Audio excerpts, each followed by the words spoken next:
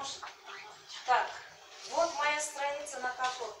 Это абсолютно бесплатно. Регистрируйтесь на английском языке.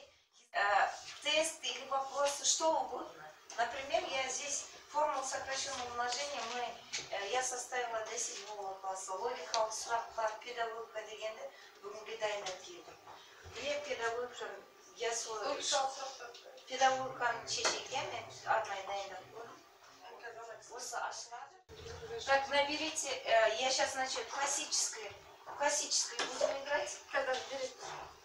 Сейчас нам платформа даст нам пин готовый. Мне успех от деньги.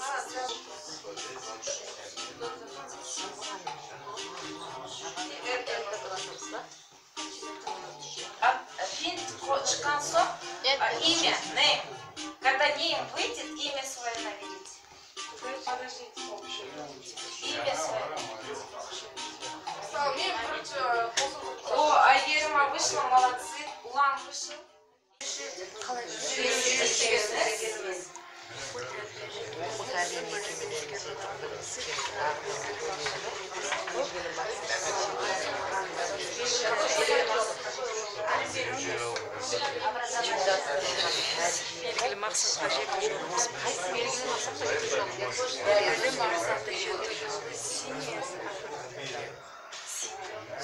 это было.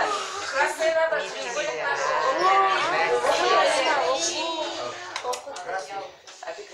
Так, Жана, Алмаз, Айгерим, Гаухар и Жана.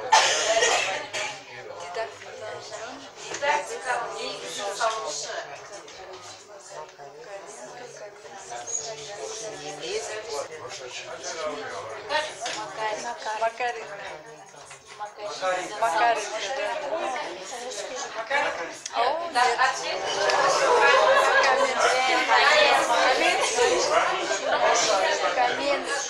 Гоша там, да? Так, Жана первый писал.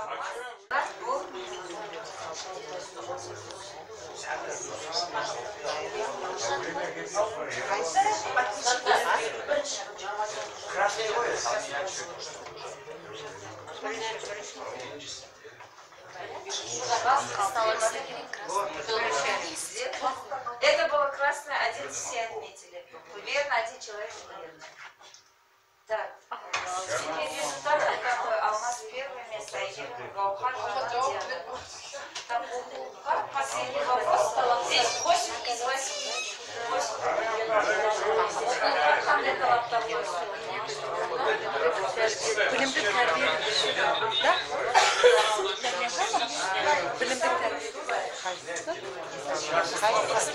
Красный. Все так думаешь. Да? Савлик? 10 человек осталось. Мика, записать это вот так. Ақтан тұрмын ғой. Смағын кейін шығып отыр ғой.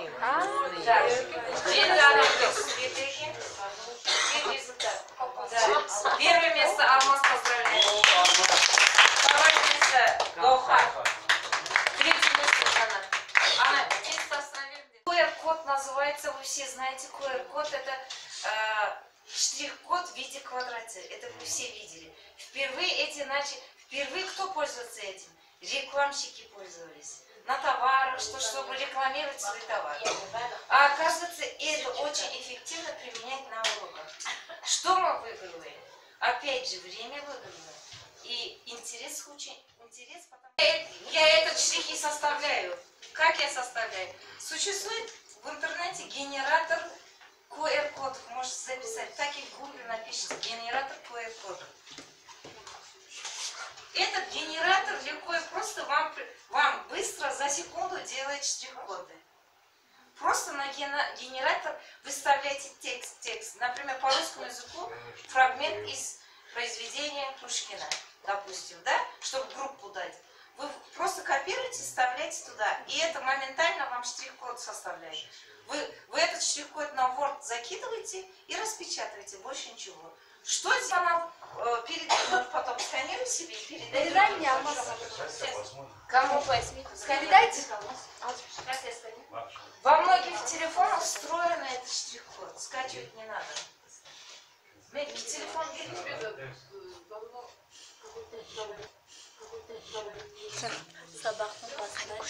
Давай қазақша қазақша тапсыр. Сабақтың басында немесе сабақтың ортасында сіз бірнеше сабақ жүргізгеннен кейін оқушылар сізге былай деді. Мен ойлаймын, сіз педагог ретінде бізге ең нәрсе үйрете алмайсыз. Мен осы сұрақты кеше генераторға салып, сіздерге сұрақ тапсырма алып келдім. Ситуациялық тапсырма. Ваш ответ. Или подумайте. Ага, подумайте. Подумайте. Пока читайте это. Каждый, кто получил вопрос, тоже думайте. Кім дайын болса жауап береді. Бір оқушыға мұқтап қосып алдыңыз дейді. Ал ол үйіне барып, апай басымнан ұрды деп арыз айтты дейді. Ата-анасын ертіп әкелді. Сіздің әрекетіңіз қандай? Айтамын. Болады ма? Шынымен рас енді, вот сіздер ұрды деп. Жоқ, ата-анасымен негізі, ата-анасына бар жағдай. Два еще осталось. 4 же. Так, Ұлан? Дайынсың ба? Айтамын. Жұмысын тексеру үшін дәптер жинап алдым. Бір оқушы дәптеріне сіздің суретіңізді салып, мазақ етіп жазып қойған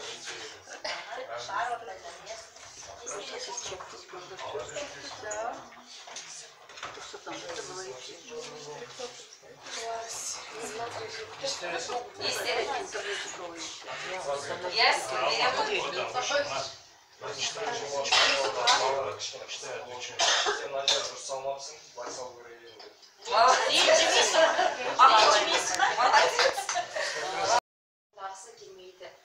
Келмейді былай дейді. Мен мұны істегім келмейді. Мұғалім әрекеті қандай болу керек?